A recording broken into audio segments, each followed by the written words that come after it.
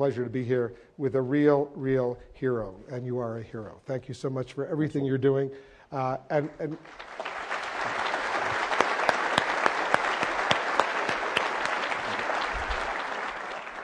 speak not only as an American citizen, obviously, but as a former Pentagon correspondent who's had a little interest in what you've been up to over these many years.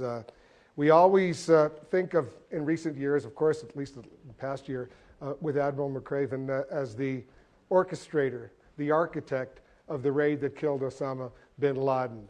And, you know, we've all read a lot about it. I know Peter Bergen is here. He's written a whole book about it, an excellent book about it. But this is the guy who's sitting right here, who had the guts to tell the commander-in-chief, we should do it, let's do it.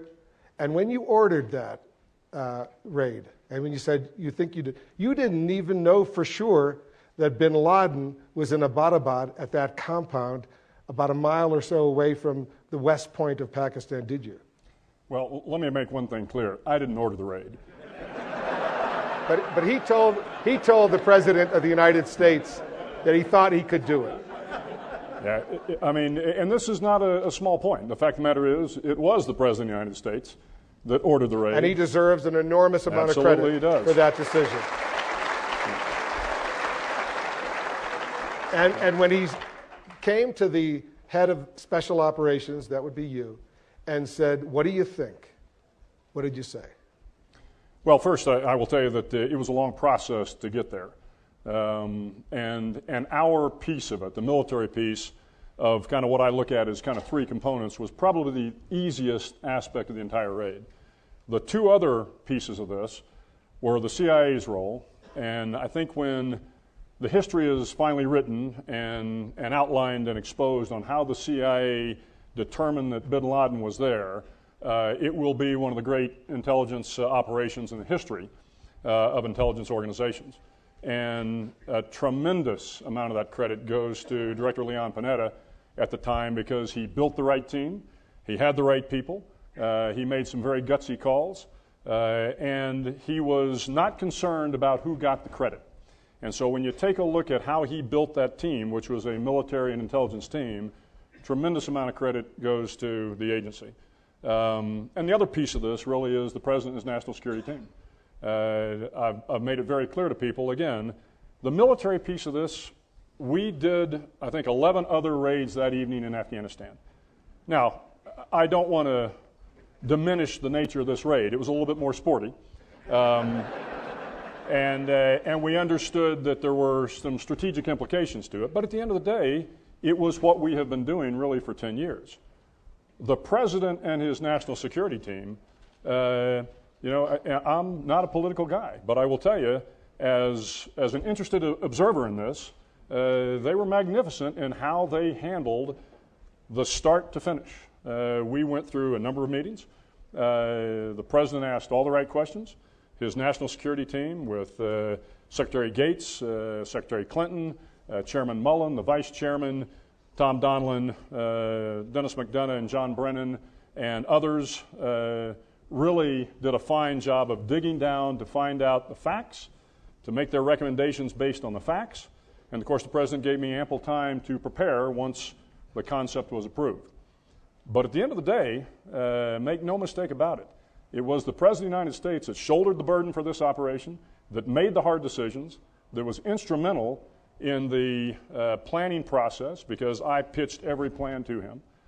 So any indication that Bill McRaven, you know, ordered this raid, led this raid, was, you know, the key piece of this raid is just patently false. But you're a Navy SEAL, and these men who went in there, Navy SEALs, they were taking orders from you directly. They were. You were speaking to all of them. You knew each one of them personally. Here's just a technical question. Did you rehearse it in advance? Well, I'm not going to talk about the tactical details, but obviously we're not going to do a mission like that without rehearsing it. We rehearse every operation, particularly significant ones like that.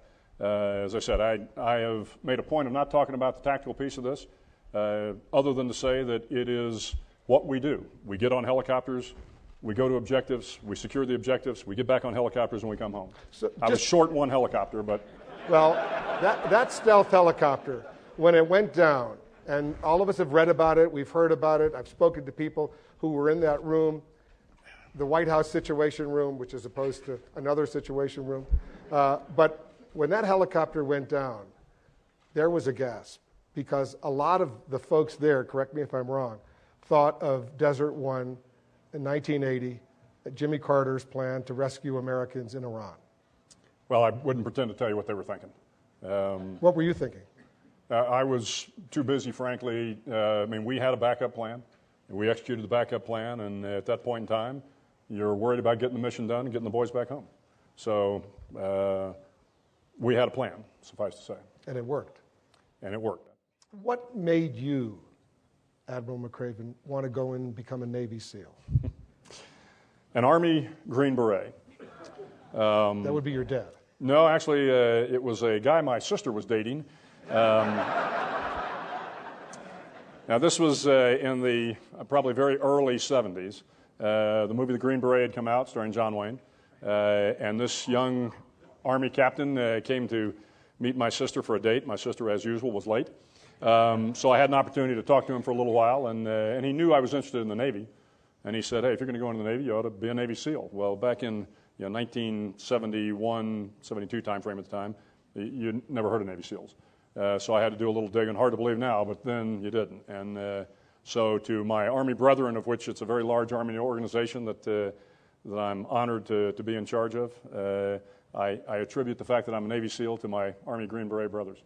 You were runner-up for 2011's Time Magazine's Person of the Year. How disappointed were you?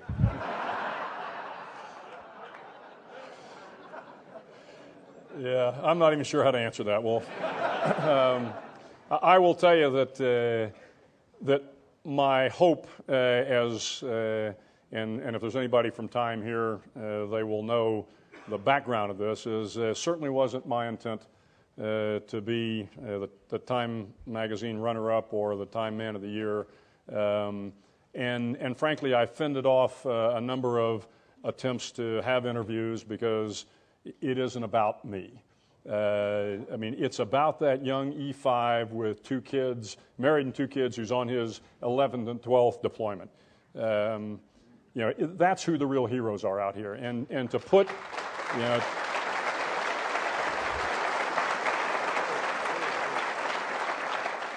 to put my face on it, frankly, is not what I wanted. What I was hoping was that it would be the Special Operations, Soldier or Warrior of the Year, because you got Sergeant Leroy Petrie, Medal of Honor winner. We've got Navy Cross and Distinguished Service Cross winners. We've got Silver Star winners out there. It was a phenomenal year for Special Operations. And frankly, to focus on me and the Bin Laden Raid, just didn't necessarily set well with me. What kind of commander-in-chief is he? The President of the United States is fantastic.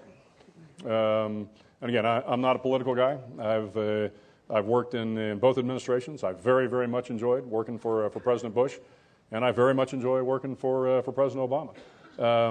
And it's again, this isn't about politics. This is about a commander-in-chief who I have the opportunity to engage with on a routine basis, and watching him and the decisions he makes, along with his national security team.